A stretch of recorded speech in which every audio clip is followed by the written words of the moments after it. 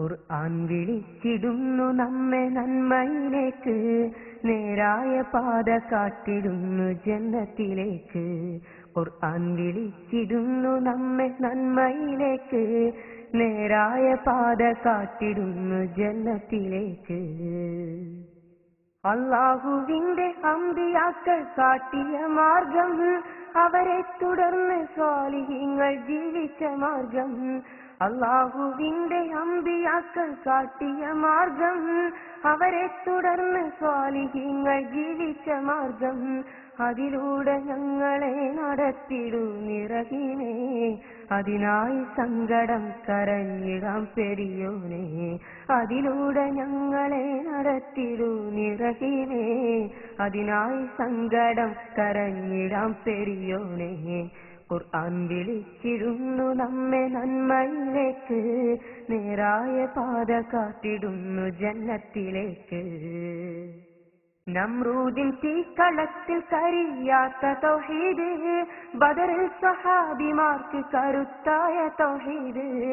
നമ്രൂദിൻ തീക്കളത്തിൽ കരിയാത്ത തൗഹീദ്, ബദറിൽ സ്വഹാബിമാർക്ക് കരുത്തായ തൗഹീദ്. അല്ലാഹുവിന് മാത്രം നമ്മുടെ ഇബാദത്ത്, വേണ്ടാവങ്കലേക്ക് മധ്യവർത്തി നമുക്ക്. അല്ലാഹുവിന് മാത്രം നമ്മുടെ ഇബാദത്ത്, വേണ്ടാവങ്കലേക്ക് മധ്യവർത്തി നമുക്ക്. അസ്സലാമു അലൈക്കും വറഹ്മത്തുള്ളാഹി വബറകാതുഹു.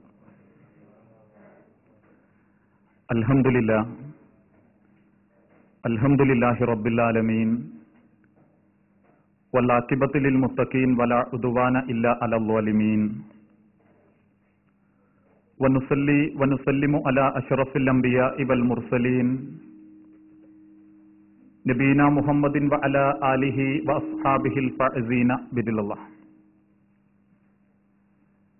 اللهم صل على محمد وعلى آل محمد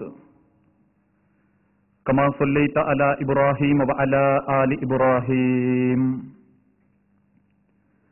وبارك على محمد وعلى آل محمد كما باركت على إبراهيم وعلى آل إبراهيم إنك حميد مجيد.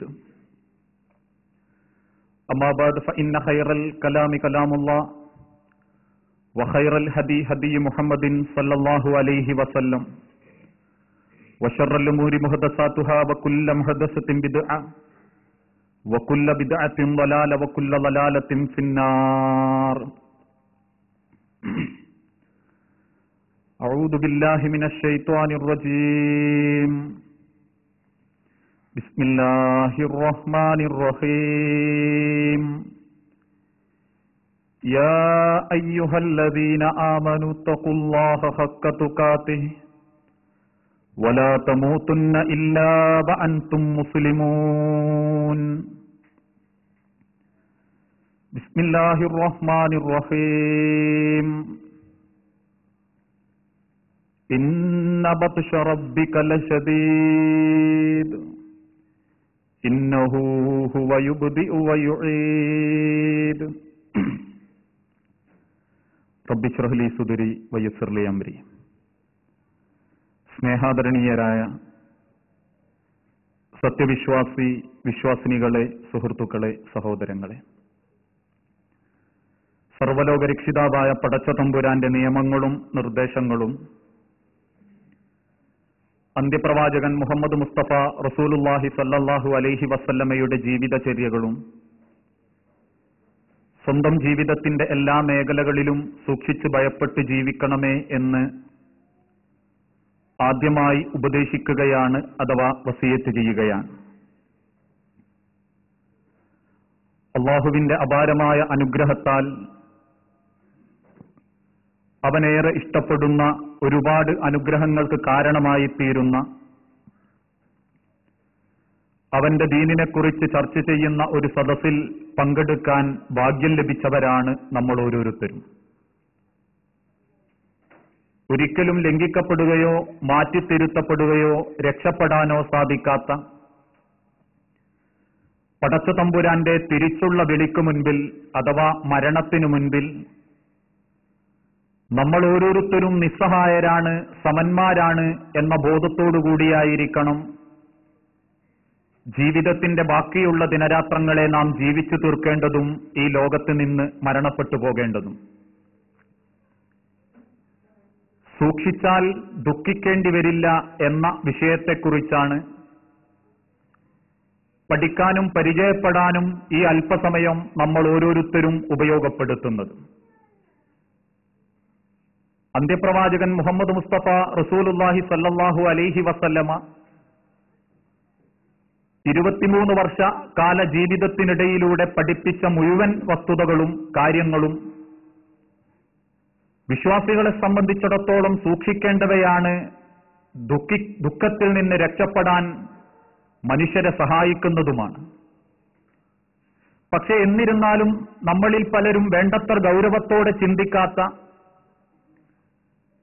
അല്ലെങ്കിൽ അറിഞ്ഞിട്ടും അതൊന്നും അത്ര വലിയ വിഷയമല്ല എന്ന തെറ്റായ ഒരു ധാരണയോടുകൂടി തള്ളിക്കളയുന്ന ഏതാനും ചില വിഷയങ്ങൾ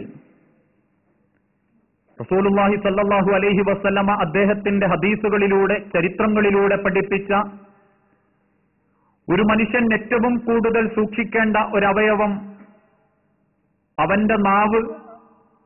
അതിനെ വേണ്ട രൂപത്തിൽ സൂക്ഷിക്കാനും ഗൗരവത്തോടെ ആ വിഷയത്തിൽ ഇടപെടാനും സാധിച്ചിട്ടില്ല എങ്കിൽ ഈ രണ്ട് താടിയെല്ലുകൾക്കിടയിലുള്ള നാവ് വിചാരിച്ചാൽ മാത്രം അള്ളാഹുവിന്റെ നരകത്തിന്റെ അവകാശികളുടെ കൂട്ടത്തിൽ നമ്മൾ ഉൾപ്പെടും എന്ന യാഥാർത്ഥ്യ തിരിച്ചറിവാണ് നമ്മൾ ഓരോരുത്തരും ആദ്യം നേടിയെടുക്കേണ്ടത്. പലപ്പോഴും നിത്യജീവിതത്തിനിടയിൽ നാട്ടുകളിൽ മാലിന്യങ്ങൾ കൊത്തിപ്പറക്കുന്ന കാക്കകളെ നമ്മൾ കാണാറുണ്ട്. കൊക്കുകളിലും കാലുകളിലും മാലിന്യങ്ങൾ എടുത്ത് നമ്മൾ ആറിയിടുന്ന അയലുകളിലോ ഉപകാരമെടുക്കുന്ന കിണറിന്റെ വക്കത്തോ കുടിക്കാൻ വേണ്ടി എടുത്തുവെച്ച വെള്ളപാത്രത്തിന്റെ അരികിലോ ഈ മാലിന്യങ്ങളുള്ള കൊക്കുകളും കാലുകളുമായി വന്നിരിക്കുന്ന കാക്കകളെ കണ്ടാൽ പല ആളുകളും വെറുപ്പോടെ മുഖം ചുളിച്ചിട്ട് പറയാറുണ്ട്, എന്തൊരു വൃത്തികെട്ട കാക്ക, എന്തൊരു ജന്തുവാണിത് എന്ന് പരിചയപ്പെടുത്താറുണ്ട്. എങ്കിലൊരു കാക്കയേക്കാൾ മലീമസമായ നാവും ഒരു കാക്കയേക്കാൾ വൃത്തിഹീനമായ പ്രവർത്തനങ്ങളുമായി നശിച്ചുകൊണ്ടിരിക്കുന്ന ഒട്ടനവധി മനുഷ്യജന്മങ്ങൾ നമ്മളുടെ കൂട്ടത്തിലുണ്ട് എന്നുള്ളത് ആർക്കും നിഷേധിക്കാൻ പറ്റാത്ത വസ്തുതയാണ്. അത്തരത്തിലുള്ള ആളുകളുടെ ഏറ്റവും നല്ല ലക്ഷണം അവർക്കിഷ്ടപ്പെടാത്തതോ അവർക്ക് താല്പര്യമില്ലാത്തതോ അവർ വെറുക്കുന്നതോ ആയ ഒരു വ്യക്തിയെയോ സംഭവത്തെയോ കണ്ടാൽ ഉടനെ അവർ ആ വിഷയത്തെക്കുറിച്ച് അവര് പോലും ചിന്തിക്കാത്ത വിഷയങ്ങളെപ്പറ്റി ഊഹിച്ച് സംശയത്തോടുകൂടി ആ വിഷയത്തിൽ ഇടപെടാറുണ്ട്. എന്തേ? അവൻ ദിവസവും ആ വഴിക്ക് തന്നെ പോകാനുള്ള കാരണം എന്തിനാ? അവള് ദിവസവും അതേ വാഹനത്തിൽ തന്നെ കയറുന്നത് എന്തിനാ? അവൻ അവിടെ എത്തുമ്പോ ഒരു പ്രത്യേക രീതിയിൽ ഹോണടിക്കുന്നത് എന്തിനാ? അവൻ ആ രൂപത്തിൽ തന്നെ ആ സന്ദർഭത്തിൽ നിത്യം ആ സമയത്ത് അതിലെ പോകുന്നത് എന്നിത്യാദി രൂപത്തിലുള്ള ചിന്തകൾ മനസ്സിൽ തോന്നുമ്പോ പിന്നീട് വ്യഭിചാര ആരോപണങ്ങൾ മുതൽ പലരും വെറുക്കപ്പെടുന്ന ഒട്ടനവധി ആരോപണങ്ങളിലേക്ക് ഒരു മനുഷ്യന്റെ ചിന്തകൾ എത്തിപ്പോകാറുണ്ട്. പല ആളുകളും സ്വന്തം മനസ്സിൽ സ്ഥാപിക്കും, ഒന്നുമില്ലാതവൻ ആ വഴിക്ക് പോകില്ലല്ലോ, തീയില്ലാതെ പുകയുണ്ടാവില്ലല്ലോ, രണ്ട് കൈയടിക്കാതെ ശബ്ദമുണ്ടാവുകയില്ലല്ലോ, അതുകൊണ്ട് അവര് തമ്മിൽ എന്തോ ബന്ധമുണ്ട് എന്ന് ചിന്തിക്കുന്ന ഊഹാപോഹങ്ങളിൽ മാത്രം ജീവിതം കണ്ടെത്തുന്ന നൂറുകണക്കിന് ആളുകൾ, വൃത്തികെട്ട ജന്തുക്കൾ നമ്മളുടെ കൂട്ടത്തിലുണ്ട്. അതുകൊണ്ടാണ് വിശുദ്ധ വേദഗ്രന്ഥത്തിലൂടെ പടച്ചതമ്പുരാൻ പഠിപ്പിച്ചതും യാ അയ്യുഹല്ലദീന ആമനു, അല്ലയോ സത്യവിശ്വാസികളെ. ഇവിടെ പ്രത്യേകം നമ്മൾ ഓരോരുത്തരും സൂക്ഷിക്കേണ്ടത് വിശ്വാസം ആർജിച്ചു എന്ന് അഹംഭാവം നടിക്കുന്ന നമ്മളോടാ. ആദർശപരമായി 100% കൃത്യതയിൽ ജീവിച്ചുകൊണ്ടിരിക്കുന്നു എന്ന് അഭിമാനിക്കുന്ന മുസ്ലിം സുഹൃത്തുക്കളോടാ. യാ അയ്യുഹല്ലദീന ആമനു, അല്ലയോ സത്യവിശ്വാസികളെ, ഇജ്തനിബു കസീറൻ മിനൽ-ളന്നി, ഊഹത്തിൽ നിന്ന് അധികവും നിങ്ങൾ ഉപേക്ഷിച്ചേക്കുക. കാരണം ഇന്ന ബഅ്ദൽ-ളന്നി ഇസ്മുൻ, ഊഹങ്ങളിൽ പലതും പാപങ്ങളാണ്. നിങ്ങൾ ഊഹിക്കുന്ന വിഷയം ആ വ്യക്തിയിൽ ഇല്ല എങ്കിൽ, നിങ്ങൾ മനസ്സിൽ കണ്ടുകൂട്ടിയിട്ടുള്ള കാര്യം ആ വ്യക്തി പ്രവർത്തിച്ചിട്ടില്ല എങ്കിൽ, അവൻ അങ്ങനത്തെ ഒരു ഉദ്ദേശമില്ല എങ്കിൽ, ആ വ്യക്തിയെപ്പറ്റി നിങ്ങൾ പറഞ്ഞു നടന്നത് കാരണം നിങ്ങൾ പാപവാഹികളാണ്, നിങ്ങൾ കുറ്റം ചെയ്തവരാണ് എന്നാണ് വേദഗ്രന്ഥത്തിലൂടെ പടച്ചതമ്പുരാൻ പഠിപ്പിച്ചിട്ടുള്ളത്. വിദേശത്തു നിന്നും ജോലി കഴിഞ്ഞ് നാട്ടിലെത്തിക്കഴിഞ്ഞാൽ ഉള്ള സമ്പാദ്യം വെച്ചവനൊരു കച്ചവട സ്ഥാപനം തുടങ്ങിയാൽ ആളുകൾ ഊഹിച്ചു പറയും അവൻ അറബിയെ മുക്കിയിട്ടു പോകുന്നതാണ്. ഇന്നത്തെ സാഹചര്യത്തിൽ സ്ത്രീധനം വേണ്ട എന്ന് പറഞ്ഞ് കല്യാണം കഴിക്കുന്ന വ്യക്തികളെ പോലും ഊഹിച്ചു വിലയിരുത്തും. ഒരു കുഴപ്പമില്ലാതെ അവൻ ആ പണിക്കേർപ്പെടില്ലല്ലോ, എന്തോ പറയാൻ പറ്റാത്ത കുഴപ്പങ്ങൾ അവനുണ്ടാകും, അതുകൊണ്ട് ആ സ്ത്രീധനം വേണ്ട എന്ന് പറഞ്ഞ് അവരാ വിവാഹത്തിൽ തയ്യാറാകാനുള്ള കാരണം ഈ രൂപത്തിലുള്ള ഊഹാപോഹങ്ങളിൽ ആ ഏറ്റെടുത്ത വർത്തമാനങ്ങളുമായി പിന്നീട് കൈമാറ്റം ചെയ്യപ്പെടുന്ന ചങ്ങലകളെപ്പോലെ നൂറുകണക്കിന് കഥകളുമായി ജീവിക്കുന്ന മുസ്ലിം സുഹൃത്തുക്കൾ നമ്മളുടെ കൂട്ടത്തിലുണ്ട്. ഒരുപക്ഷെ നമ്മളും ആ കൂട്ടത്തിൽപ്പെടും എന്നുള്ളത് തന്നെയാണ് നമ്മളെ ഏറ്റവും ദുരന്തത്തിലേക്ക് എത്തിക്കുന്ന പ്രധാനപ്പെട്ട വസ്തുത. ഓരോ വിഷയങ്ങളെക്കുറിച്ചും കൃത്യമായ ധാരണ ഇല്ല എങ്കിൽ, ആ വിഷയത്തെക്കുറിച്ച് അറിവില്ല എങ്കിൽ മിണ്ടാതിരിക്കുക എന്നുള്ളതല്ലാതെ എന്റെ മനസ്സിൽ തോന്നിയ അഭിപ്രായങ്ങൾ മറ്റൊരാളോട് പ്രകടിപ്പിക്കാനും അത് ഉണ്ട് എന്ന് സ്ഥാപിക്കാനും പടച്ച തമ്പുരാൻ ഒരടിമകൾക്കും അവകാശം നൽകിയിട്ടില്ല. ഖാല റസൂലുള്ളാഹി സ്വല്ലല്ലാഹു അലൈഹി വസല്ലം, അള്ളാഹുവിന്റെ തിരുദൂതർ പഠിപ്പിച്ചു, ഇയ്യാക്കും വല്ലന്ന, നിങ്ങൾ ഊഹത്തെ സൂക്ഷിക്കുക. ഇന്ന വന്ന അക്ദബുൽ ഹദീസ്, തീർച്ചയായും ഊഹം അത് കളവായ സംസാരമാണ്. നിങ്ങൾ ഉദ്ദേശിക്കുന്ന ആരോപിക്കുന്ന കാര്യം ആ വ്യക്തിയിലില്ല എങ്കിൽ നിങ്ങൾ ചെയ്യുന്നത് കഠിനമായ അപരാധമാണ് എന്ന് പടച്ച തമ്പുരാന്റെ തിരുദൂതൻ അദ്ദേഹത്തിന്റെ ജീവിതത്തിലൂടെ പഠിപ്പിച്ചിട്ടുണ്ട്. എങ്കിൽ ഇന്ന് ചില ആളുകളെ സംബന്ധിച്ചിടത്തോളം ഈ രൂപത്തിൽ ഊഹിച്ചെടുക്കുക എന്നുള്ളത് അവർക്കൊരു രസമായി കൊണ്ടിരിക്കുന്നു എന്നുള്ള ഒരു ജീവിത പ്രവർത്തന രീതിയാണ് പലരുടെ ജീവിതത്തിലും കാണാനുള്ളത്. എത്രമാത്രം എന്ന് ചോദിച്ചാൽ, ചില വ്യക്തികളെ സംബന്ധിച്ചിടത്തോളം എന്തെങ്കിലും ഒന്ന് കിട്ടിയാൽ ബാക്കി അതിന്റെ ഒപ്പരം കൂട്ടി അതൊന്ന് വർണ്ണിച്ചു പറയുക എന്നുള്ളതും ചില ആളുകളുടെ സ്വഭാവമായി മാറിക്കൊണ്ടിരിക്കുന്നു. ചില വ്യക്തികൾ പറയാറില്ലേ, എന്ത് വലുപ്പുണ്ടായിരുന്നു അതിനെന്ന് ചോദിച്ചാൽ ഇവണ്ണം എന്ന് ആംഗ്യഭാഷയിലൂടെ കാണിച്ചതിന്റെ അളവ് നിശ്ചയിച്ചു കൊടുക്കുന്ന വ്യക്തികളുണ്ട്. കയ്യന്റെ പകുതിയേ ഉള്ളുവെങ്കിലും ഇവണ്ണമുണ്ട് എന്ന് പറയാനുള്ള കാരണം അങ്ങനെ വലുതാക്കി പറഞ്ഞാലേ, ഒന്ന് പൊന്തിച്ചു പറഞ്ഞാലേ അതൊരു വിശ്വാസയോഗ്യമാകൂ എന്ന ഒരു ധാരണയും മുസ്ലിം സമൂഹത്തിൽപ്പെട്ട ചില ആളുകൾക്കുണ്ട്. എന്നോ കഴിഞ്ഞു പോയ വിഷയങ്ങൾ വീണ്ടും എടുത്തെടുത്ത് പറയുന്ന ആളുകൾ.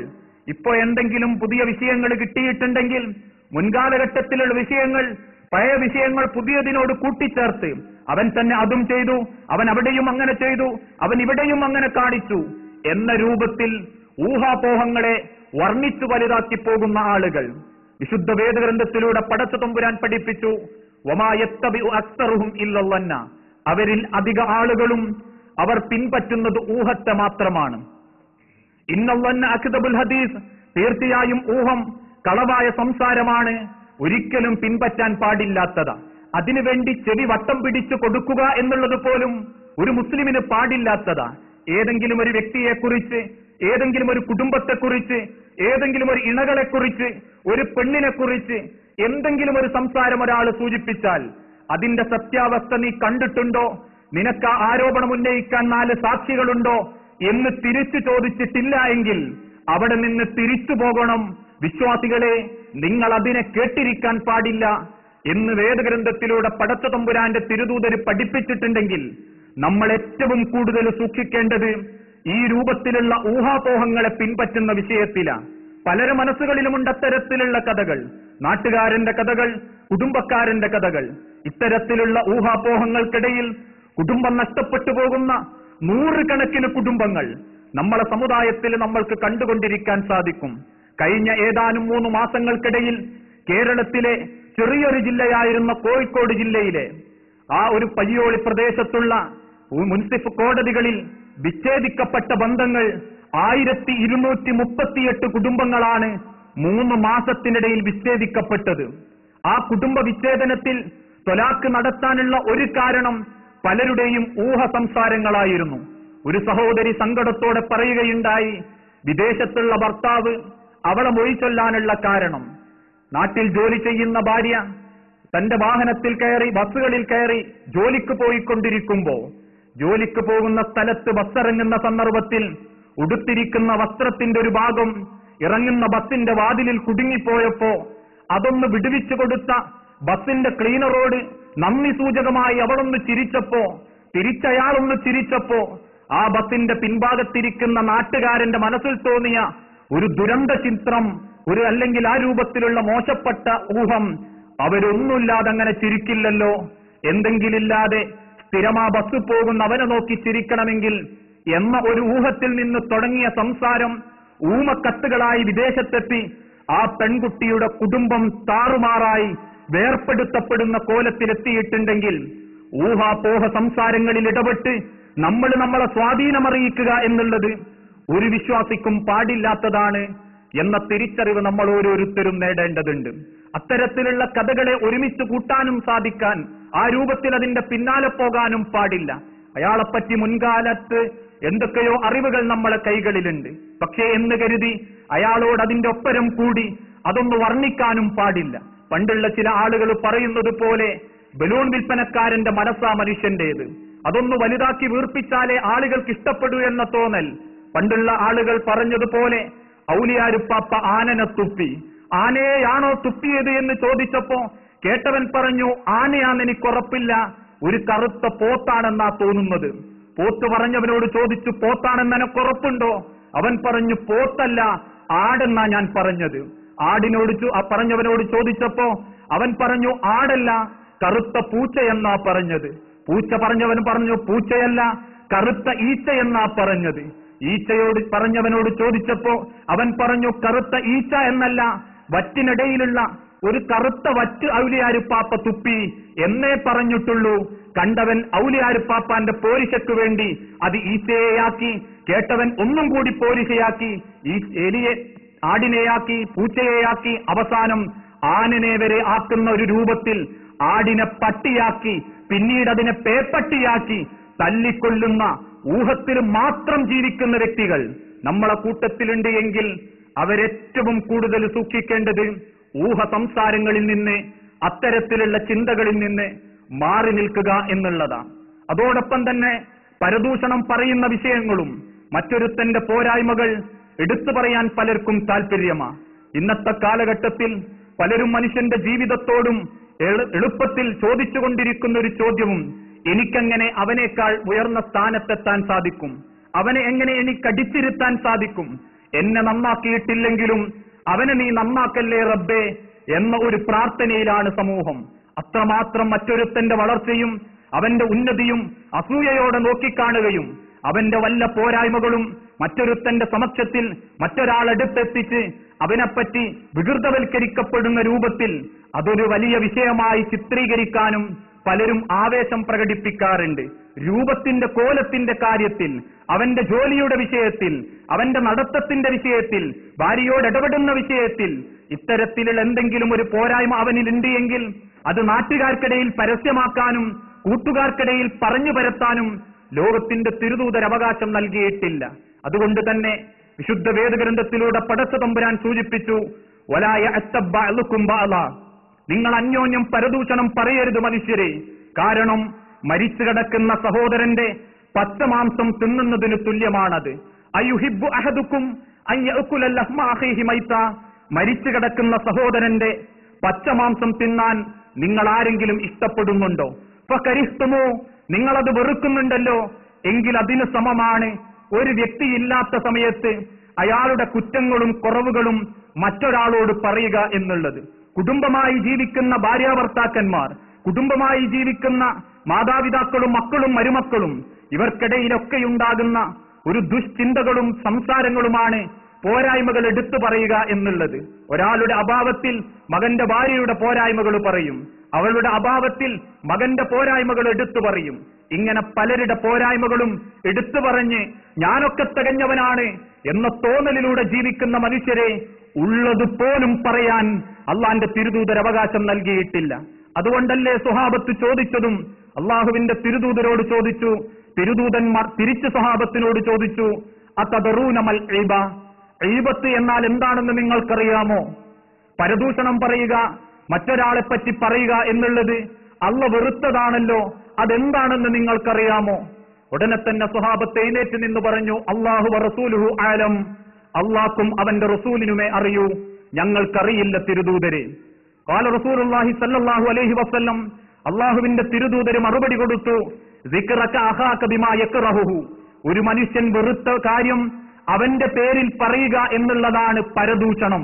ഫഇല്ലം യകുൻ, ഉടനൊരു സഹാബി എഴുന്നേറ്റ് നിന്ന് ചോദിച്ചു, തിരുദൂതരെ, ഇല്ലാത്തതാണ് പറഞ്ഞതെങ്കിലോ അഥവാ ഉള്ളതാണ് സംസാരിച്ചതെങ്കിലോ? ഉടനെ തന്നെ സ്വഹാബത്തിന് മറുപടി കിട്ടി, നീ പറഞ്ഞത് അവൻ ചെയ്തതാണെങ്കിൽ, പ്രവർത്തിച്ചതാണെങ്കിൽ അതാണ് പരദൂഷണം, അഥവാ പ്രവർത്തിക്കാത്തതാണ് നീ പറഞ്ഞതെങ്കിൽ ഫഖദ് ബഹത്തഹു, അത് അപവാദമാണ്. അപവാദത്തിന്റെയും പരദൂഷണത്തിന്റെയും ശിക്ഷകൾ മാരകമായിരിക്കും എന്ന് പ്രവാചകൻ സല്ലല്ലാഹു അലൈഹി വസല്ലമയുടെ ഹദീസുകളിലൂടെ രേഖപ്പെടുത്തപ്പെട്ടിട്ടുണ്ട്. എങ്കിൽ ഒരു വിശ്വാസിയുടെ മോശമായ കാര്യം പോലും സ്വന്തം മനസ്സിൽ നിന്ന് മറ്റൊരാളിലേക്ക് എത്തിക്കപ്പെടുന്ന ഒരവസ്ഥ ഒരു വിശ്വാസിക്ക് പാടില്ലാത്തതാ. ഒരുപാട് കഥകളുണ്ട് എന്റെയും നിങ്ങളുടെയും മനസ്സിൽ. ഒന്ന് തുടങ്ങിക്കിട്ടിയാൽ മാലകൾ ചേർത്ത് വെച്ചതുപോലെ കോർവയായി പറഞ്ഞു തീർക്കാനുള്ള കഥകൾ. 10 സ്വഹാബത്തിന്റെ കഥ ചോദിച്ചാൽ ആശ്ചര്യപ്പെട്ട് സങ്കടപ്പെടുന്നവരാ നമ്മളിൽ പലരും. പക്ഷേ 10 നാട്ടുകാരുടെ 10 വ്യക്തികളുടെ കുറ്റങ്ങൾ എഴുതാൻ പറഞ്ഞാൽ യാതൊരു മടിയും കൂടാതെ നോട്ട് ചെയ്തിരിക്കുന്നവന്റെ കുറ്റങ്ങൾ പരസ്യമായി പറയാൻ തയ്യാറാകുന്നവരാ. പക്ഷേ അതുകൊണ്ട് ലോകത്തിന്റെ തിരുദൂതർ പഠിപ്പിച്ചത് നിങ്ങൾക്ക് മാരകമായ ശിക്ഷയാണ് അത്തരത്തിലുള്ള കാര്യത്തെ കൊണ്ട് തയ്യാറാക്കപ്പെട്ടിട്ടുള്ളത്. എന്തേ പരദൂഷണം പറയുന്നവന്റെ ശിക്ഷ? ലോകത്തിന്റെ തിരുദൂതർക്ക് രാത്രികാലത്തുള്ള യാത്രക്കിടയിൽ ഒരു സ്വപ്ന ദർശനത്തിലൂടെ പടച്ച തമ്പുരാൻ അത് കാണിച്ചു കൊടുക്കുകയുണ്ടായി. ആ യാത്രക്കിടയിൽ ലോകത്തിന്റെ തിരുദൂതർ കണ്ടു, വലതുഭാഗത്തേക്ക് ചെരിഞ്ഞു കിടക്കുന്ന ഒരു മനുഷ്യൻ. ആ ചെരിഞ്ഞു കിടക്കുന്ന മനുഷ്യന്റെ അരികിൽ മറ്റൊരാൾ നിൽക്കുന്നുണ്ട്. ബിയദിഹി, അവന്റെ കയ്യിൽ ബികല്ലൂബിൻ മിനൽ ഹദീദ്, പാതാളക്കരണ്ടിയെ പോലെ തോന്നിപ്പിക്കുന്ന 3 ഇരുമ്പ് കൊളത്തുകൾ നിൽക്കുന്ന മനുഷ്യന്റെ കൈകളിലുണ്ട്. റസൂലുള്ളയെയും ജിബ്രീൽ അലൈഹി സ്വലാത്തു വസ്സലാമയെയും കണ്ട ഉടനെ ആ ഇരുമ്പ് കൊളുത്തുമായി നിൽക്കുന്ന മനുഷ്യൻ കിടക്കുന്ന മനുഷ്യന്റെ കണ്ണിലൂടെയും വായിലൂടെയും ചങ്കിലൂടെയും 3 ഇരുമ്പ് കൊളുത്തുകൾ കുത്തിത്താഴ്ത്തി. എന്നിട്ടൊരു വലി വലിച്ചപ്പോ ഫയുശർഷിദു ശിദ്ഖഹു ഇലാ കഫാഹ്, തലയോട്ടിയുടെ പകുതി ഭാഗം ആ ഇരുമ്പ് കമ്പിയിലേക്ക് ചീന്തിപ്പോന്നു. പ്രാണവേദന കൊണ്ട് അയാൾ പടഞ്ഞപ്പോ ഇടതുഭാഗത്തേക്ക് ചെരിയപ്പെട്ടു. ആ ഇരുമ്പ് കമ്പിയെടുത്ത് വീണ്ടും ആ മാന്തിക്കീറിയവൻ ഇടത്തെ ഭാഗത്ത് കൊളുത്തിപ്പിടിച്ചു, അതും ചീന്തിയെടുത്തു. വീണ്ടും അവൻ പ്രാണവേദന കൊണ്ട് പടഞ്ഞു, വലതുഭാഗത്തേക്ക് ചെരിയപ്പെട്ടു. ആദ്യം ചീന്തിയെടുത്ത വലതുഭാഗമതാ ചീന്തിയെടുക്കാത്ത രൂപത്തിൽ പൂർവാധികം ഭംഗിയായി നിലകൊള്ളുന്നു. വീണ്ടും അത് ആവർത്തിക്കപ്പെട്ടുകൊണ്ടിരിക്കുമ്പോ പ്രാണവേദന കൊണ്ട് പരസ്പരം പടഞ്ഞ് ഇടത്തോട്ടും വലത്തോട്ടും മാറി മറിഞ്ഞ് കിടക്കുമ്പോ സങ്കടത്തോടെ അള്ളാഹുവിന്റെ തിരുദൂതർ ചോദിച്ചു, സുബ്ഹാനല്ലാഹ് യാ ജിബ്രീൽ, മാഹാദാനി, എന്റെ ജിബ്രീലെ, ആരാണിയാൾ? ഇയാൾക്ക് എന്തിനാണ് ഈ ശിക്ഷ? എന്തിനാ ഇയാൾ അല്ലാഹു തആല ഇത്തരത്തിൽ കൊടുക്കുന്നത്? ജിബ്രീൽ അലൈഹിസ്സലാത്തു വസ്സലാം വിശദീകരിച്ചു കൊടുത്തു, തിരുദൂതരെ, ഫഇന്നഹു യുഹദ്ദിസു, അവൻ ഒരുപാട് സംസാരിക്കുന്നവനായിരുന്നു. പക്ഷേ സംസാരത്തിലധികവും കള്ളത്തരങ്ങളായിരുന്നു, ഊഹാപോഹങ്ങളായിരുന്നു, പരദൂഷണങ്ങളായിരുന്നു, ഉറപ്പില്ലാത്ത സംസാരങ്ങളായിരുന്നു. ആരോ എവിടെയോ പറഞ്ഞു തുടങ്ങിയ സംസാരത്തിന്റെ പിന്നാലെ പോയവനായിരുന്നു. നമ്മളുടെ മനസ്സുകളിലും മറ്റൊരാളോട് നമ്മൾ പറയുന്നതിലും ഒന്നിന്റെ അടിസ്ഥാനം പോലും നമ്മളിൽ ആരും അഥവാ നമ്മളിലേക്ക് നൽകപ്പെട്ടതല്ലാതെ നമ്മൾ കണ്ടതോ നമ്മൾക്ക് അനുഭവപ്പെട്ടതോ അല്ല. ആരൊക്കെയോ പറയുന്നു, നമ്മളത് ഏറ്റുപറയുന്നു. ആരൊക്കെയിൽ നിന്നോ കേൾക്കുന്നു, നമ്മളത് മറ്റൊരാളിലേക്ക് എത്തിച്ചു കൊടുക്കുന്നു. അതോടൊപ്പം വീണ്ടും ചരിത്രങ്ങളിൽ രേഖപ്പെടുത്തപ്പെട്ടു, ഇരുമ്പിന്റെയും ചെമ്പിന്റെയും കൂർത്ത നഖങ്ങളെ കൊണ്ട് സ്വന്തം മുഖങ്ങളും മാറിടങ്ങളും മാന്തിക്കീറിക്കൊണ്ടിരിക്കുന്ന സ്ത്രീ പുരുഷന്മാരെ. ആരാണ് ജിബ്രീലെ അത് എന്ന് ചോദിക്കപ്പെട്ടപ്പോ റസൂലുള്ളാഹി സ്വല്ലല്ലാഹു അലൈഹി വസല്ലമക്ക് മറുപടി കിട്ടി, അയ്ബത്തും നമീമത്തുമായി നടന്നവൻ, മറ്റൊരുത്തന്റെ പോരായ്മകൾ എടുത്തു പറഞ്ഞവൻ, പരദൂഷണത്തിൽ ആനന്ദം കണ്ടെത്തിയവൻ. അത്തരത്തിലുള്ള ശിക്ഷ ഈ ആളുകൾക്ക് നേരിടേണ്ടി വരും എന്ന് ലോകത്തിന്റെ തിരുദൂതർ പഠിപ്പിച്ചിട്ടുണ്ട്. എങ്കിൽ ഉള്ളതാവട്ടെ ഇല്ലാത്തതാവട്ടെ ഒരക്ഷരം പോലും അത്തരത്തിൽ സംസാരിക്കാൻ ലോകത്തിന്റെ തിരുദൂതർ അവകാശം നൽകിയിട്ടില്ല. എന്നാൽ ഒരു വ്യക്തിയെ വിവാഹ സംബന്ധമായ ആലോചനകൾക്കിടയിൽ മോശപ്പെട്ട വ്യക്തിയാണെങ്കിൽ അത് സൂക്ഷിക്കാനും അത് സൂചിപ്പിക്കാനും അത്തരത്തിലുള്ള ആളുകൾക്ക് അനുവാദം നൽകപ്പെട്ടിട്ടുണ്ട്. അതോടൊപ്പം നന്മ പ്രവർത്തിക്കുന്നവന്റെ നന്മകൾ മറ്റൊരാൾക്ക് പ്രചോദനമാകുമെങ്കിൽ അതും സൂചിപ്പിക്കാൻ ഇസ്ലാമിക ചരിത്രം വിശദീകരണം നൽകിയിട്ടുണ്ട്.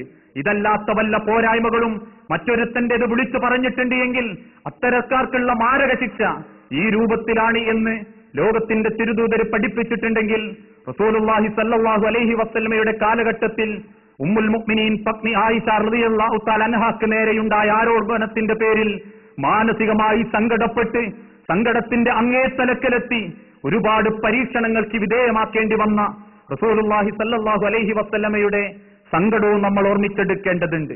ഇതോടൊപ്പം തന്നെ ചില ആളുകളെ ഏഷണി പറയുക എന്നുള്ളതും നമ്മൾക്കതൊരു വലിയ കുറ്റകരമായിട്ട് അനുഭവപ്പെടാറില്ല. ചില ആളുകൾ ഒരു വ്യക്തിയുടേത് കേട്ട് അയാളുടെ കൂടെ കൂടുന്നു എങ്കിൽ അതേ ആളുകളുടെ വർത്തമാനം കേട്ട് മറ്റൊരുത്തന്റെ അരികിലെത്തി ഇയാൾ ഇങ്ങനെയൊക്കെ സംസാരിച്ചിട്ടുണ്ടല്ലോ എന്നവിടെ ചോദിച്ച് അവൻ പറയുന്നതും കേട്ട് രണ്ടാളുകൾക്കിടയിലും ചെന്നായയുടെ സ്വഭാവം പ്രകടിപ്പിക്കുന്ന വ്യക്തികൾ. അള്ളാഹുവിന്റെ തിരുദൂതര് പഠിപ്പിച്ചു, ലാ യദ്ഖുലുൽ ജന്ന, സ്വർഗത്തിൽ പ്രവേശിക്കുകയില്ല നമ്മാമുൻ, ഏഷണിക്കാരൻ ഒരിക്കലും സ്വർഗത്തിൽ പ്രവേശിക്കുകയില്ല. നാളെ പരലോകത്ത് പടച്ച തമ്പുരാന്റെ കോടതിയിൽ അവൻ പുനർജീവിപ്പിക്കപ്പെടുന്നത് മനുഷ്യന്റെ ഒടലും കഴുതയുടെ തലയുമുള്ളവനായി, ഇരട്ടത്തലയുള്ളവനായി അവൻ അള്ളാഹുവിന്റെ കോടതിയിൽ പുനർജീവിപ്പിക്കപ്പെടും. അതുകൊണ്ട് മനുഷ്യരെ, ഏഷണിയും നിങ്ങളുടെ ജീവിതത്തിൽ ഉണ്ടാകാൻ പാടില്ല. ചീത്ത പറയുക എന്നുള്ളതും ഏതെങ്കിലും വൃത്തികെട്ട പദങ്ങൾ ഉപയോഗിക്കലും ചില ആളുകൾക്ക് നാവുമ്പലെത്തുന്ന കാര്യങ്ങളാണ്. എന്തെങ്കിലും ദേഷ്യം പിടിക്കുമ്പോ ഒന്നോ രണ്ടും പറഞ്ഞ് മൂന്നാമത്തേതിന് തോന്നിവാസം പറയുന്നവർ, അഥവാ മനുഷ്യ ശരീരത്തിലെ രോമങ്ങളെക്കുറിച്ചും അല്ലെങ്കിൽ ഏതെങ്കിലും മൃഗങ്ങളുടെ പേരും വിളിച്ച് ആളുകളോട് മോശമായി സംസാരിക്കുന്നവൻ. സിബാബുൽ മുസ്ലിമി ഫുസൂഖുൻ വഖിതാലുഹു കുഫുറുൻ. ഒരു മുസ്ലിമിനെ ചീത്ത പറയുക എന്നുള്ളത് അത് തെമ്മാടിത്തമാണ്. തെമ്മാടികളെ അങ്ങനെ പ്രവർത്തിക്കുകയുള്ളൂ. നമ്മൾക്ക് പല ആളുകളും ദേഷ്യം തീർക്കാൻ വേണ്ടി ചെയ്യുന്നതാവാം. ഭാര്യയോടാകാം, മക്കളോടാകാം, ഒരു വ്യക്തിയോട് പോലും ആ രൂപത്തിലുള്ള മോശപ്പെട്ട സംസാരത്തിൽ ഇടപെടാൻ ലോകത്തിന്റെ തിരുദൂതർ അവകാശം നൽകിയിട്ടില്ല. ഇതാണ് ഏറ്റവും കൂടുതൽ നമ്മളെ നരകത്തിലേക്ക് നമ്മൾക്ക് സൂക്ഷിക്കാൻ വേണ്ടി അള്ളാഹുവിന്റെ തിരുദൂതർ പഠിപ്പിച്ചിട്ടുള്ളത്. ഇതിനു പുറമെ നിസാരമാക്കുന്ന ഒട്ടനവധി കാര്യങ്ങൾ എന്റെയും നിങ്ങളുടെയും ജീവിതത്തിൽ സംഭവിച്ചു പോകാറുണ്ട്. ലോകത്തിന്റെ തിരുദൂതർ പഠിപ്പിക്കുന്ന ഹദീസുകളോട് പലപ്പോഴും നമുക്കൊരു പുച്ഛ മനോഭാവം തോന്നിപ്പോകാറുണ്ട്. അതിലേറ്റവും എളുപ്പത്തിൽ നമുക്ക് പരിഹാസം തോന്നുന്ന ഒരു ഹദീസാണ്, നിങ്ങൾ ആരെങ്കിലും ഭക്ഷണം കഴിച്ചു കഴിഞ്ഞാൽ നിങ്ങളുടെ കൈവിരലുകൾ നിങ്ങൾ നക്കണം, അല്ലെങ്കിൽ മറ്റൊരാളെ കൊണ്ട് നക്കിക്കണം. ഇത് കേൾക്കുമ്പോ ഇപ്പോഴും ചില ആളുകൾക്കൊരു പരിഹാസമാ, എന്റെ കൈ ആര് നക്കിയെടുക്കാനാ, ഞാൻ പോലും എന്റെ കൈ നക്കാറില്ല, പിന്നെന്തിന് മറ്റൊരാളെ കൊണ്ട് നക്കിക്കണം, ഇങ്ങനെയൊക്കെ ഒരു ദീനിലുണ്ടോ എന്ന് പരിഹാസം തോന്നുന്നുണ്ട് എങ്കിൽ അതിന്റെ പിന്നിലുള്ള ചരിത്രം നമ്മൾ ആലോചിക്കേണ്ടതുണ്ട്. ലോകത്തിന്റെ തിരുദൂതർ പഠിപ്പിച്ചു, ഒരു മനുഷ്യൻ ഭക്ഷണം എടുത്തു വെക്കുമ്പോ അതിന്റെ നേരെ മറുഭാഗത്ത് ശൈത്താനും വന്നിരിക്കും. എന്തിനു വേണ്ടി? ഇവന്റെ പ്ലേറ്റിൽ നിന്ന്, ഇവനായി നീക്കിവെച്ചതിൽ നിന്ന് ഒരു വറ്റെങ്കിലും പുറത്തേക്ക് തെറിക്കുന്നുണ്ടോ എന്നറിയാൻ. ആ ഒരു വറ്റ് പുറത്തേക്ക് തെറിക്കുന്നത് കണ്ടപ്പോ ലോകത്തിന്റെ തിരുദൂതർ സഹാബത്തിനോട് പറഞ്ഞു, സഹാബത്തെ കളയല്ലേ, അതെടുത്തോ, തുടച്ചിട്ട് നിങ്ങൾ തന്നെ ഭക്ഷിക്കണം. പക്ഷേ ഇന്നത്തെ മുസ്ലിം സമുദായത്തിന് തിന്നാളേറെ 4 ഭാഗത്തേക്കും തട്ടിത്തെറിപ്പിച്ചിട്ടില്ലെങ്കിൽ ഭക്ഷണം റാഹത്താവുന്നില്ല എന്നൊരു തോന്നലുണ്ടായിട്ടുണ്ട്. 5 or 6 വറ്റുകൾ, ഇനി അതല്ല 100 കണക്കിന് വറ്റുകൾ പോയാലും അതൊന്നും അത്ര കാര്യഗൗരവമാക്കേണ്ടതല്ല എന്ന തോന്നൽ ചില മുസ്ലിം സുഹൃത്തുക്കൾക്ക് തോന്നിത്തുടങ്ങിയിട്ടുണ്ട്. ആ മേഖലകളിൽ ഭക്ഷണ സംബന്ധമായി സൂക്ഷ്മത കൈവരിക്കാത്ത ആളുകൾ, അഥവാ ഭക്ഷണം ഒരു വറ്റും പുറത്തേക്ക് തെറിച്ചിട്ടില്ല എങ്കിൽ പിന്നെ ശൈത്താൻ നോക്കുന്നത് ആ പ്ലേറ്റിൽ എന്താവും ബാക്കിയുണ്ടാവുക എന്നുള്ളതാ. ഇന്നൽ മുബദ്ദിരീന കാനു ഇഖ്വാന ശയാത്തീൻ. തീർച്ചയായും അമിതവ്യയം കാണിക്കുക എന്നുള്ളത് അത് പിശാചിന്റെ കൂട്ടാളികളിൽ പെടും. ഇസ്ലാം സൽക്കാരം പ്രോത്സാഹിപ്പിച്ചിട്ടുണ്ട്, മാന്യമായ സൽക്കാരം, മാന്യമായ ഭക്ഷണം കൊടുക്കൽ. പക്ഷേ ചില ആളുകൾ കാട്ടിക്കൂട്ടുന്നത് പോലെ അന്യായമായ സൽക്കാരം ഇസ്ലാം സമുദായത്തെ പഠിപ്പിച്ചിട്ടില്ല. തറവാടത്യത്തിന്റെ പോരിശ കാണിക്കാൻ, നാട്ടുകാർക്കിടയിൽ കല്യാണത്തിന്റെ മേന്മ പ്രകടിപ്പിക്കാൻ വേണ്ടി വേണ്ടതും വേണ്ടാത്തതും വെച്ചു വിളമ്പി എന്റെ കല്യാണത്തിന് വന്നിട്ട് അതിങ്ങനെ കിട്ടിയിട്ടില്ല, അതിത്ര ഹൈറായി എന്ന് നാട്ടുകാരെ കൊണ്ട് പറയിപ്പിക്കാൻ വേണ്ടി ഒരു കല്യാണ സദസ്സും സംഘടിപ്പിക്കാൻ ലോകത്തിന്റെ തിരുദൂതർ പഠിപ്പിച്ചിട്ടില്ല. മാന്യമായ ഭക്ഷണം മാന്യമായ രൂപത്തിൽ അള്ളാഹുവിന്റെ തിരുദൂതർ പഠിപ്പിച്ചു. ഇതുപോലെ ചില സൽക്കാരപ്രേമികളുണ്ട്, വീട്ടിലേക്ക് ആളുകളെ കൂട്ടിക്കൊണ്ടുപോകും. ഭക്ഷണം തിന്നുകൊണ്ടിരിക്കുമ്പോ വേണ്ട വേണ്ട എന്ന് കൈവച്ചു തടഞ്ഞാലും അവന്റെ കൈയിന്റെ മുകളിലൂടെ കോരിയൊഴിച്ചു കൊടുക്കുന്ന ഒരു സമ്പ്രദായം നമ്മളെ ഒരു തൃപ്തിക്ക് വേണ്ടിയാ. എന്റെ വീട്ടിൽ വന്നിട്ട് ഒന്നും കിട്ടിയിട്ടില്ല എന്ന് പറയാൻ പാടില്ല. അതുകൊണ്ട് അവൻ അങ്ങോട്ട് നോക്കി, അല്ലെങ്കിൽ ശ്രദ്ധയൊന്ന് മാറുമ്പോഴേക്കും നമ്മളെ വകയൊന്ന് ഒഴിച്ചു കൊടുക്കൽ, നമ്മളെ വകയൊന്ന് കോരിയിട്ട് കൊടുക്കൽ. അവസാനം ഒന്നും തിന്നാൻ സാധിക്കാതെ കോരിയിട്ടത് പകുതിയും നീക്കിവെച്ച് എന്നെക്കൊണ്ട് പറ്റില്ലട്ടോ എന്നും പറഞ്ഞ് എഴുന്നേറ്റ് പോകുമ്പോ ഒരുപക്ഷെ കുടുംബക്കാരാ സൽക്കരിച്ചവനെ നിനക്കാഹ്ലാദമുണ്ടായിരിക്കും എന്നെ ഞാൻ വേണ്ട രൂപത്തിൽ സൽക്കരിച്ചു എന്ന്. പക്ഷേ അള്ളാഹുവിന്റെ കോടതിയിൽ മാരക ശിക്ഷയാണ് അത്തരക്കാർക്ക് കാത്തിരിക്കുന്നത്. അമിതവ്യയം കാണിക്കരുത്. അങ്ങനെ പ്ലേറ്റിൽ നോക്കിയപ്പോ അതില്ല എന്ന് സങ്കല്പിക്കുക. പ്ലേറ്റ് വടിച്ചാണ് അവൻ തിന്നിട്ടുള്ളത്. ഉടൻ അള്ളാഹുവിന്റെ തിരുദൂതർ പഠിപ്പിച്ചു, പിന്നെ ശൈത്താന്റെ നോട്ടം നിങ്ങളുടെ കൈയിന്റെ വിരലുകളിലേക്കായിരിക്കും. അതിലെന്തുണ്ട് നക്കിയെടുക്കാൻ? കൊടുക്കല്ലേ സഹാബത്തെ, ഒന്നെങ്കിൽ നിങ്ങൾ നക്കണം, അല്ലെങ്കിൽ മറ്റൊരാളെ കൊണ്ട് നക്കിക്കണം. എന്നിട്ടല്ലാതെ നിങ്ങൾ ആ കൈ വൃത്തിയാക്കരുത് എന്ന് ഈ ഹദീസിന്റെ ചരിത്ര പിൻബലത്തോടുകൂടി ബോധ്യപ്പെട്ടിട്ടുണ്ട് എങ്കിൽ എങ്ങനെയാ മുസൽമാനെ നമുക്ക് ആ വിഷയത്തിൽ ലാഘവത്വം പ്രകടിപ്പിക്കാൻ സാധിക്കുക? എങ്ങനെ ആ വിഷയത്തിൽ അതൊന്നും അത്ര സൂക്ഷിക്കേണ്ടതല്ല എന്ന് ചിന്തിക്കാൻ സാധിക്കുക? അത്രമാത്രം ഗൗരവത്തോടെ ലോകത്തിന്റെ തിരുദൂതര് പഠിപ്പിച്ച വിഷയം.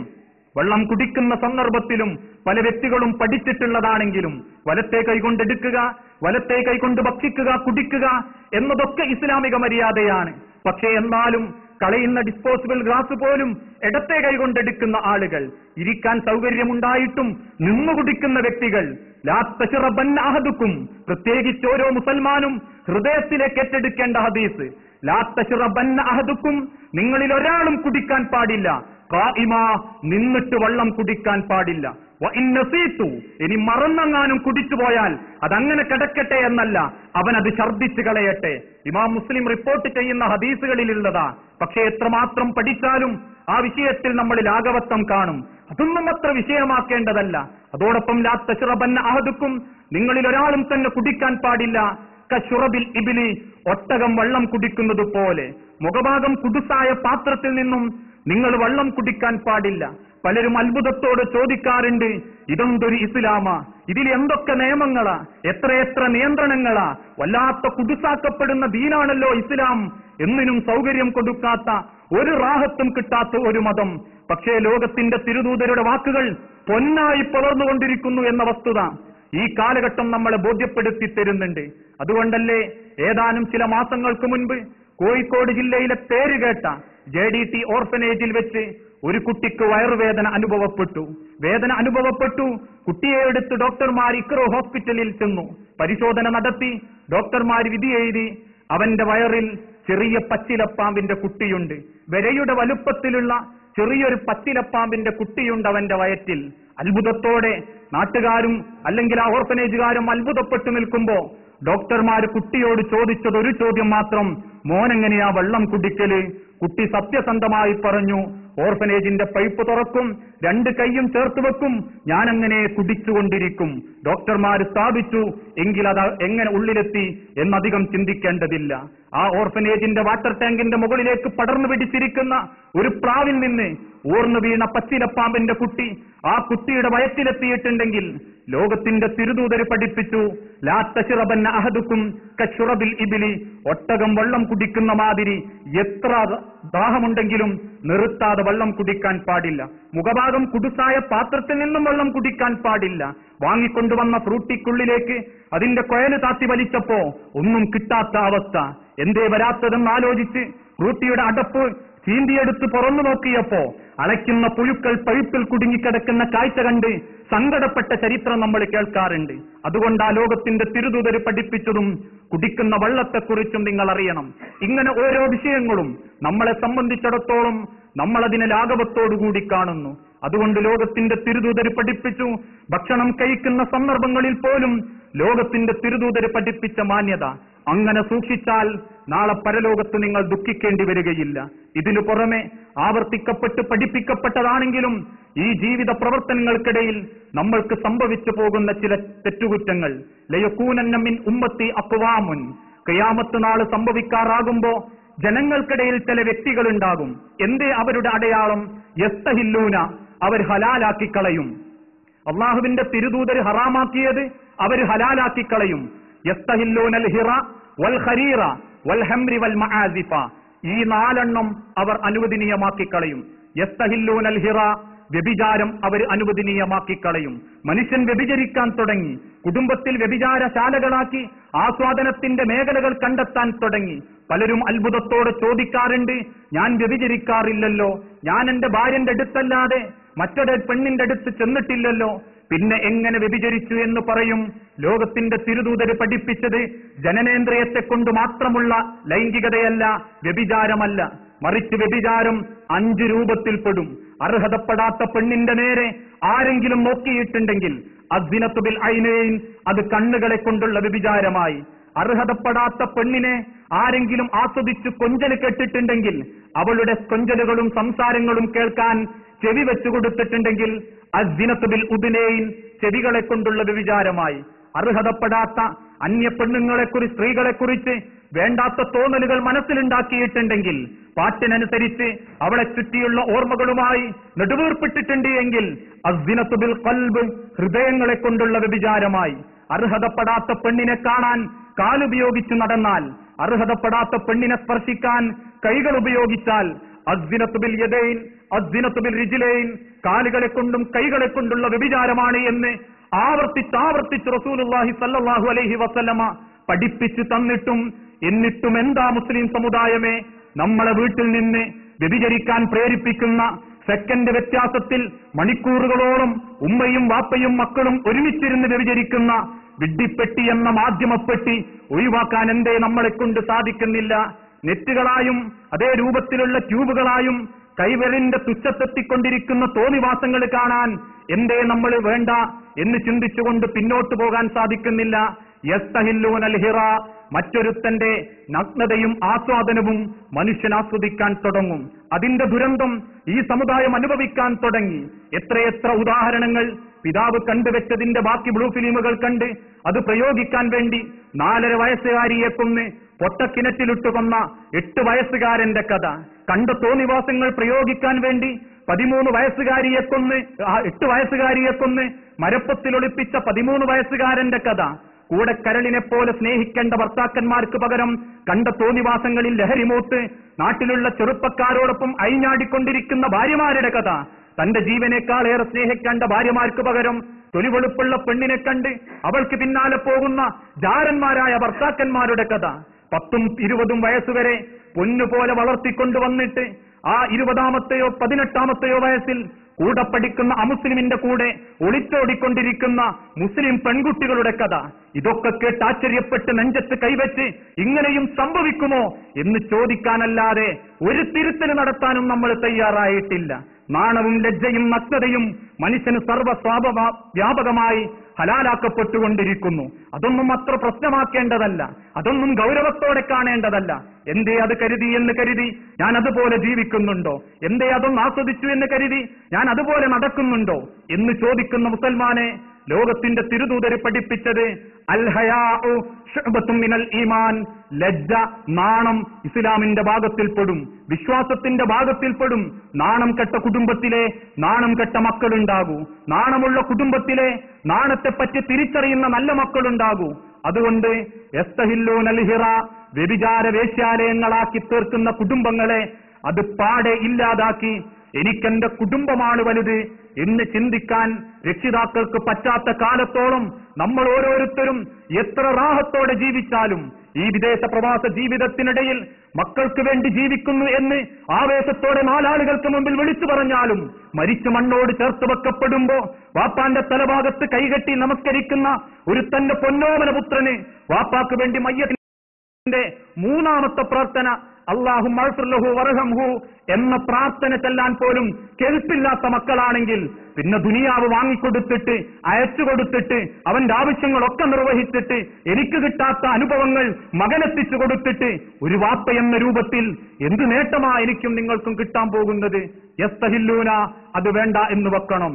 സൂക്ഷിക്കുന്നവർ, നാളെ പരലോകത്തേക്ക് രക്ഷപ്പെടാൻ ആഗ്രഹിക്കുന്നവർ ആ വ്യഭിചാരത്തെ അവന്റെ ജീവിതത്തിൽ സൂക്ഷിക്കാൻ സാധിക്കണം. അതോടൊപ്പം വൽ ഹരീറ, പട്ടുവസ്ത്രങ്ങളും ഒരു കാലഘട്ടത്തിൽ പട്ടുപുരുഷന് അല്ലെങ്കിൽ അവർ ഉപയോഗിക്കാത്ത കോലത്തിലായിരുന്നു. ആധുനിക കാലഘട്ടത്തിൽ പട്ടും ആണുങ്ങൾ ഉപയോഗിക്കാൻ തുടങ്ങി. പെണ്ണിനൽപ്പം ഹലാലാക്കി ആണിന് പാടില്ല എന്ന് പഠിപ്പിക്കപ്പെട്ടു. പക്ഷേ ഇന്ന് ആണും പെണ്ണും മത്സരിച്ച് പട്ടുപയോഗിച്ചു കൊണ്ടിരിക്കുന്നു. അതിന്റെ സങ്കടങ്ങൾ അറിഞ്ഞവരാ കല്യാണം കഴിപ്പിച്ചയച്ച പെൺമക്കളുള്ള പല വാപ്പാരും പെൺമക്കൾക്ക് കല്യാണം ആലോചിക്കുന്നതിന്റെ മുൻപ് തന്നെ ചില രക്ഷിതാക്കളുടെ നെഞ്ചിടിക്കും. എന്തിനു വേണ്ടി? കല്യാണ ഡ്രസ് എടുക്കുന്നതിന്റെ ചെലവാലോചിച്ചിട്ട്. കല്യാണത്തിന്റെ 2-3 ആഴ്ചകൾക്ക് മുൻപ് തന്നെ കല്യാണത്തിന് വേണ്ടി ഡ്രസ്സ് എടുക്കാൻ ചെന്ന് തിരിച്ചു വരുന്ന വാപ്പാര് ആ ഡ്രസ്സ് എടുത്തതിന്റെ ബില്ല് കണ്ട് ഹൃദയം തടവുന്ന സങ്കടപ്പെടുന്ന കഥകളുണ്ട്.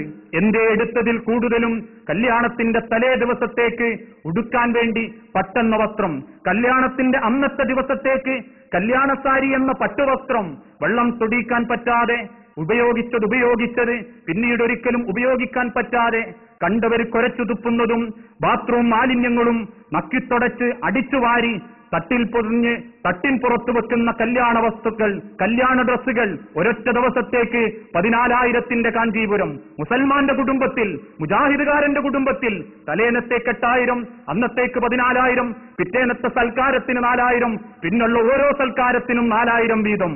ലോകത്തിന്റെ തിരുദൂതര് പഠിപ്പിച്ചു, ആണിന് അത് ഹറാമാക്കപ്പെട്ടു. പുരുഷന്മാരും ചില പുതിയാപ്ലമാരും അത് ഉപയോഗിക്കാൻ തുടങ്ങി. പണ്ടത്തെ കാലഘട്ടത്തിൽ പുതിയാപ്ലമാരുടെ ഒരു ഡ്രസ്സിന്റെ കോലം വെള്ളത്തുണി, വെള്ളക്കുപ്പായം, വെള്ളട്ടവല്, വെള്ള പൗഡർ എന്ന കോലത്തിലാണെങ്കിൽ ഇന്ന് പുതിയാപ്ലയുടെ ഫേവറേറ്റ് വസ്ത്രം പട്ടിനാൽ അലങ്കരിക്കപ്പെട്ട 5,000-ന്റെതും 10,000-ന്റെയും ലഹരിയാക്കപ്പെട്ട പട്ടിന്റെ കോട്ടുകൾ, പട്ടിന്റെ സ്യൂട്ടുകൾ, അതേ അവൻ ഉപയോഗിക്കാൻ സാധിക്കുന്നുള്ളൂ.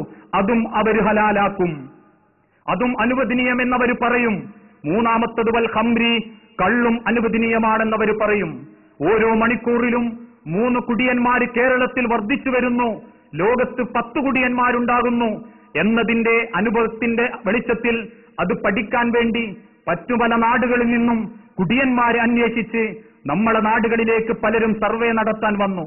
99 കോടി, 123 കോടി, 98 കോടി, 116 കോടി കണക്കുകൾ അനുസരിച്ച് എണ്ണം കൂട്ടി നോക്കിയപ്പോ കഴിഞ്ഞ ഒരു വർഷ കാലഘട്ടത്തിനിടയിൽ കേരളത്തിൽ വിറ്റ് തീർത്ത അരിഭക്ഷണം 4,000 കോടി രൂപക്ക്.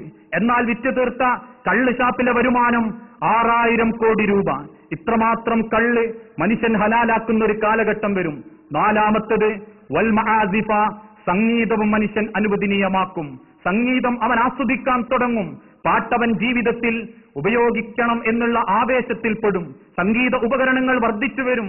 ഇത് പറയപ്പെടുമ്പോ കേട്ട ചരിത്രങ്ങളാണെങ്കിലും പല ആളുകൾക്കും അത് ഒഴിവാക്കാൻ സാധിക്കുന്നില്ല. കല്യാണ വീടുകളാണോ പാട്ടിന്റെ മേമ്പൊടികൾ വേണം, അല്ലെങ്കിൽ ആ കല്യാണ വീട് ഉറങ്ങിയ കല്യാണ വീടാ നമ്മളെ മനസ്സിൽ, അല്ലെങ്കിൽ കിടക്കുന്ന കിടപ്പിൽ, ഇരിക്കുന്ന ഇരിപ്പിൽ, കുത്തിരിക്കുന്ന ബാത്റൂമിൽ ചുവട്ടിൽ തിരികിയിട്ടേ ആളുകൾക്ക് പോകാൻ സാധിക്കുന്നുള്ളൂ. പാട്ടാസ്വദിക്കുന്നു അവർ.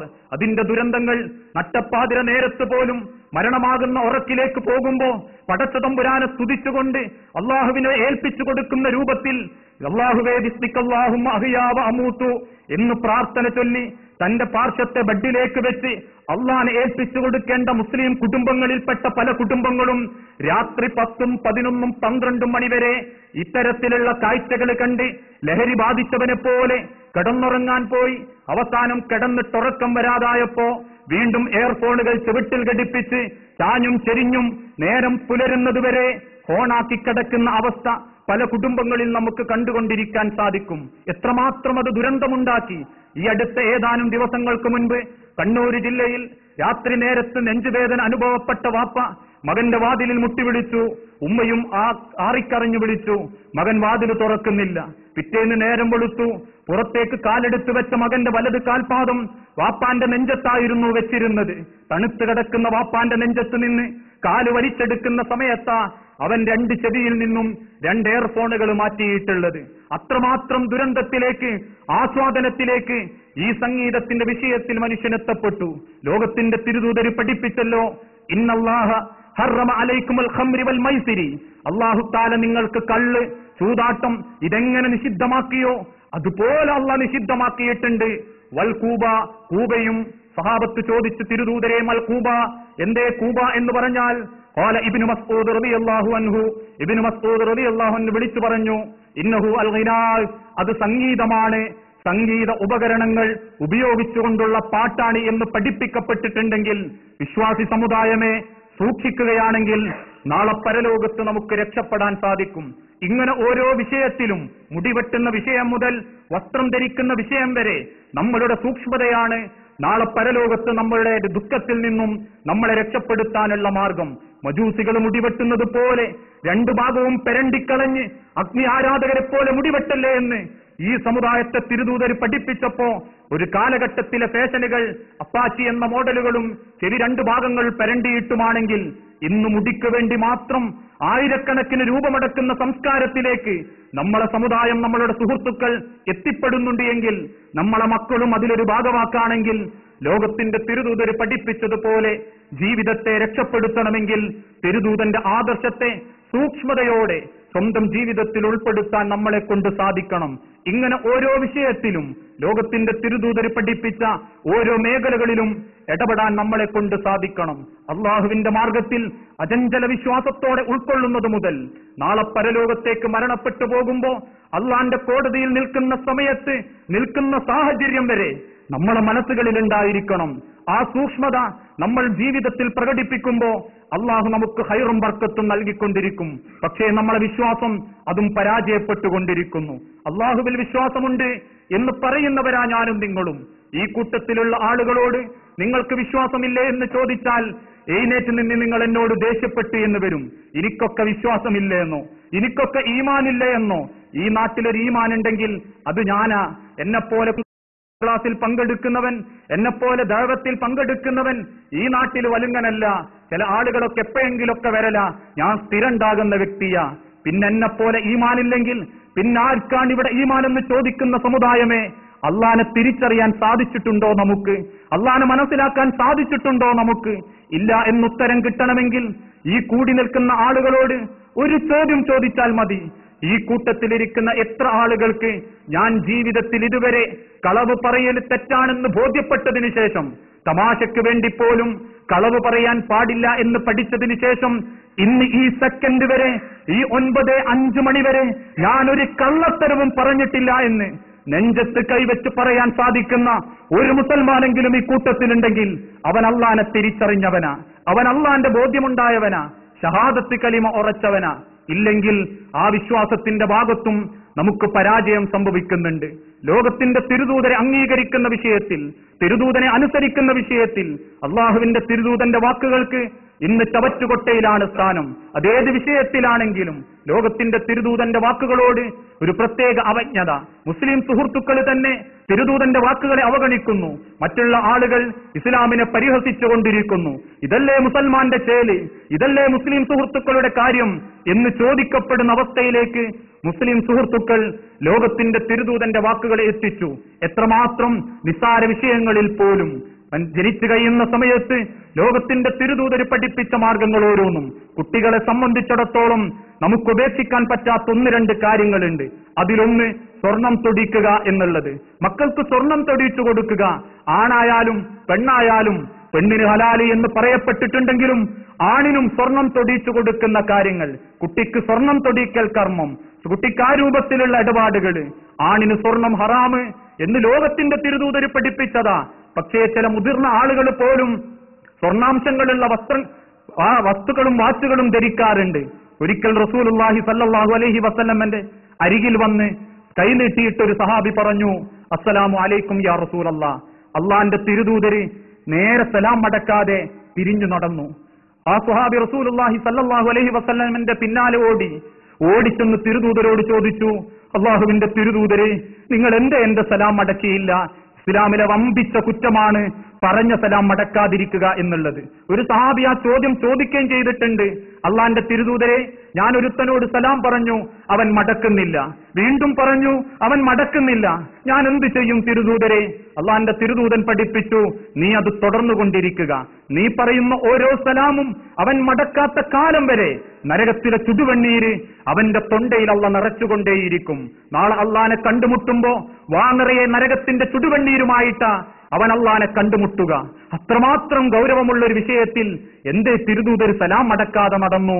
അള്ളാഹുവിന്റെ തിരുദൂതർ അവന്റെ വലത് കൈ പിടിച്ചു ചോദിച്ചു, ആരാ നിന്നോട് ഈ സ്വർണ്ണമോതിരം ധരിക്കാൻ പറഞ്ഞത്? ഉടനെ തന്നെ സ്വഹാബി അത് കയ്യിൽ നിന്ന് ഊരിയെടുത്തിട്ട് പറഞ്ഞു, തിരുദൂതരെ, കണ്ടപ്പം ഭംഗി തോന്നി അങ്ങനെ എടുത്ത് ധരിച്ചതാ. ആ മോതിരം വാങ്ങി ദൂരത്തേക്ക് വലിച്ചെറിഞ്ഞ് സ്വഹാബിയുടെ കൈപിടിച്ചിട്ട് തിരുദൂതർ സലാം മടക്കി, വഅലൈക്കുമുസ്സലാം വറഹ്മത്തുള്ളാഹി വബറകാതുഹു, ഫർജ്, മടങ്ങിപ്പോയിക്കോ. തിരിച്ചു നടക്കുന്ന സ്വഹാബിയോട് മറ്റൊരു സ്വഹാബി സൂചിപ്പിച്ചു, ആ നഷ്ടപ്പെട്ട മോതിരം, എറിഞ്ഞു കളഞ്ഞ മോതിരം എടുത്തോ, നിനക്ക് മറ്റു പലതിനും ഉപയോഗിക്കാം. സങ്കടത്തോടെ ആ സ്വഹാബി തിരിച്ചു പറഞ്ഞു, എന്റെ റസൂലുള്ള, എന്റെ ഹബീബായ തിരുദൂതര് ഛർദ്ദിച്ചത് തിന്നാൻ എന്നെ പഠിപ്പിച്ചിട്ടില്ല. എന്റെ നരകത്തിന്റെ കാരണമാണത് എന്ന് തിരുദൂതർ എന്നെ പഠിപ്പിച്ചിട്ടുണ്ടെങ്കിൽ ഇനി എനിക്കത് വേണ്ട എന്ന് തീരുമാനിച്ചു വലിച്ചെറിഞ്ഞ സ്വഹാബാക്കളുടെ മനസ്സ് ഇസ്ലാമിന്റെ ഓരോ വിഷയത്തിലും നമ്മളെയും സൂക്ഷിക്കാനും നമുക്കും ജീവിതത്തിൽ നടപ്പിൽ വരുത്താനും സാധിക്കണം. ദാനധർമ്മത്തിന്റെ വിഷയത്തിൽ പല ആളുകളും ഈ വിഷയത്തിൽ അല്പസ്വല്പം ആ രൂപത്തിൽ ഇളവുകൾ പ്രകടിപ്പിക്കാറുണ്ട്.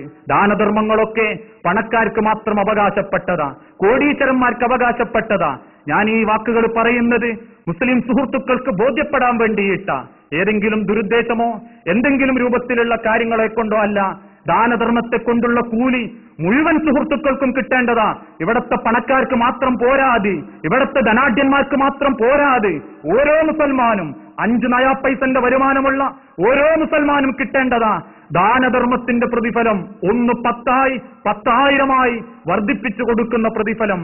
പക്ഷേ എന്തുകൊണ്ടോ നമ്മളിൽ പലർക്കും ആ വിഷയത്തിലും വേണ്ടത്ര ഗൗരവം കാണിക്കാൻ സാധിക്കാറില്ല.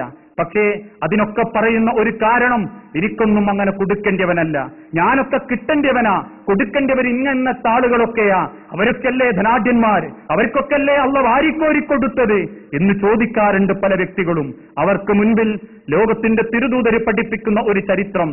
റസൂലുള്ളാഹി സ്വല്ലല്ലാഹു അലൈഹി വസല്ലമന്റെ അരികിൽ വന്ന് ഒരു സഹാബി പറഞ്ഞു, അള്ളാഹുവിന്റെ തിരുദൂതരെ, എന്തെങ്കിലും സഹായം ചെയ്യണം, ഞാനൊരു ദരിദ്രനാ തിരുദൂതരെ. തിരുദൂതൻ സങ്കടത്തോടുകൂടി അലി ഇബ്നു അബീ ത്വാലിബിന്റെയും ഉമർ ഇബ്നുൽ ഖത്താബ് റളിയല്ലാഹു അൻഹുവിന്റെയും മുഖത്തേക്ക് നോക്കി. കാരണം ഒരു പൈസ എടുക്കാനില്ലാത്ത തിരുദൂതൻ എങ്ങനെ ഈ സഹാബിയെ സഹായിക്കും? ഉടനെ തന്നെ അല്ലാഹുവിന്റെ റസൂലുള്ള തിരിച്ചു മറുപടി പറഞ്ഞു, അല്ലയോ മനുഷ്യ, നീ ഇന്ന വ്യക്തിയുടെ, ഇന്ന സ്വഹാബിന്റെ വീട്ടിൽ ചെല്ലുക, അയാൾ നിന്നെ സഹായിക്കും, അയാൾക്ക് നിനക്കെന്തെങ്കിലും നൽകും.